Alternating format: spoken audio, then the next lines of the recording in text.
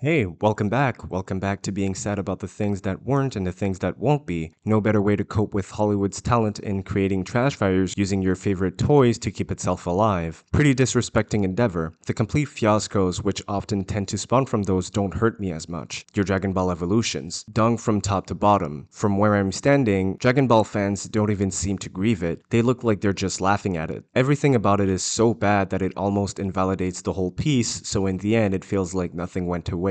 I could sort of pretend that it doesn't even exist, which is all fun and games. But then, you've got those near misses. Movies where they almost had it for only one thing to ruin the whole operation. It's like watching those videos where some dude drops those tall wedding cakes. Doesn't matter how pretty or tasty a cake you made, in the end, it all comes down to that one guy having to carry it to the table. He had one job. But you know what's the thing about cakes? They don't cost 150 million to make. Seeing a fortune getting confettied into a badly written journey of a script is my biggest pet peeve, to put it lightly. Especially when working with a blueprint so full of adaptive potential. Like, you gotta try to mess it up, or just not get it. At all. And when you don't get something, all you can do is copy. So close yet so far. And that's what hurts. It's like watching the court case in your favorite true crime series except the defendant's your childhood best friend. Feelings get involved. Sucks to care. The knife cuts deeper when seeing something that could have potentially entered the list of miraculous respectable live-action adaptations, and you're probably wondering why I am uttering those words while superimposing screen caps from the Shyamalan thing, implying that it wasn't the complete atrocity it's widely referred as. I sat down and really watched it for the first time ever since 2010, not counting seeing it getting torn apart by the countless video essays, so it's technically like watching the film for the very first time again, and how fun to come with the conclusion that it's much worse than all of those video essayists could ever come close to describe, and yet I still found things in it which justified breaking the only known rule of the Atla community.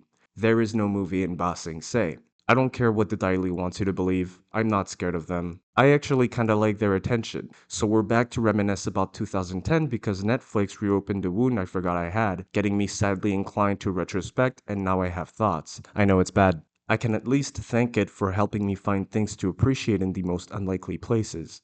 I'm not here to repeat what everyone's already told you only a decade later and twice as depressed. What good is there in trying to find more bad things, as easy a task it might be? The horse is already dead. I'm just trying to give it its proper burial. Only time will tell whether this is therapy or torture. Torture by feeding the grief with more wasted qualities to find. My favorite activity, honestly. Pretty depressing when a law basically dictates to forgetting the whole thing's existence, including the qualities that drew me back in. I'm pretty sure that seeing people completely dismissing those elements was what motivated me to breathe life back into this channel, so that alone should tell you enough about my touchy position regarding the film. Hopefully it can make some sense to those who find me. Probably won't, but that's okay. Just get ready for more of some sad guys saying that The Last Airbender is the best looking animation to live action film released in modern film history. That's one for r/brand new sentence. Sounds like a psych ward worthy take, but at the same time, I know they didn't hire the guy who shot the Lord of the Rings trilogy to serve mediocrity. Andrew Lesnar was the GOAT, and I think he should also be remembered for the greatness he brought even in projects as generally horrid as this one. May he rest in peace. Let's not act like the hype for it back in 2010 wasn't real. I'm pretty sure that fans showing up at the premiere dressed up as the show was a genuine display of joy and enthusiasm, only crushed the following hour. Not paid actors, I don't think. I'm gonna do a bit of projecting and say that they were there because the movie looked good, and I mean that in the most literal way possible, as in the cinematography. I, an oblivious high schooler at the time and new fan of the show, was basically seduced by the trailers, which genuinely showed the best shots, concealing most of the film's flaws, which happened to be whenever someone would say a line, or any background bender. I still watched those trailers today, hurting my own feelings, thinking, man, if there was ever a chance. I don't think anything could have prepared us for what was coming unless you knew what an M. Night was. I didn't. I just thought it was a cool looking name. Ignorance was in fact blissful. All I could rely on prior to the deep downfall were the looks of it and that banger score teased in that first trailer, which I did not realize how precious a theme it was. Not enough room to gush about both of those aspects in this video. Plot twist, this is an introduction. What I can at least do here in this precursor to those upcoming deeper downward spirals is really hammer how bad of a loss this all is in retrospect. Remove the corrupted piece and you basically have everything you need to create the next big budget action adventure fantasy franchise, at least on a surface level. Would be fun if most of those things could be acknowledged to be potentially reincorporated somewhere in the future, but nope, not the culture we live in. A thing is either fully good or fully bad with nothing to be recycled for the next attempt. Whole thing in the can. I wake up at night thinking about how close we were to basically get another Lord of the Rings level franchise. It was literally shot by the same guy, and I think James Newton Howard's just as powerful a composer as Howard Shore. I could have gotten my Avatar The Last Airbender, but made the same way Peter Jackson did Lord of the Rings. The right way, in my opinion. Make it raw, make it legit, make it epic, make it real. Give the material its deserved respect. But somehow, Hollywood's agents were roaming about and the one carrying the pitch had the misfortune to run into Shyamalan out of all people. Meanwhile, Peter was busy making a movie that no one even remembers to this day. This timeline sucks. Hopefully, this is the beginning of my healing journey and not a meaningless, lonely, time-wasting dive into some type of mess. If I'm gonna screen cap my way through this tragedy, I better at least get a bit of traction from it, and am I imposing some responsibility onto you? I don't know, you can do whatever you want. I just thought I could use the tide Netflix created to swim closer to the algorithmic shore and share my pain.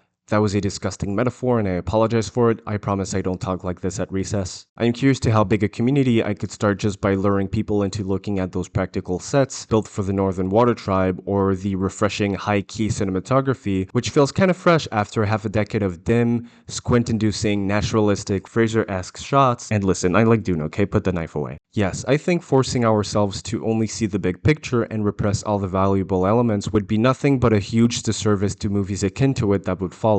Let's put it this way. So the movie had great sets, great effects, but a terrible script, casting, and performances. If we were to perpetuate this Diley-inspired ideology onto the film, the next attempt is pretty much destined to have the flaws and qualities reversed instead of being a general improvement. That's just insane. And apparently, I'm right. Isn't this what happened with the Star Wars sequel trilogy? The internet collectively told you to despise the prequels for obvious reasons, and yet I know for a fact that I never would have grown up as the Star Wars fan that I am today if it weren't for the prequels' extreme flexes in design and John Williams, who was at his best in this particular era.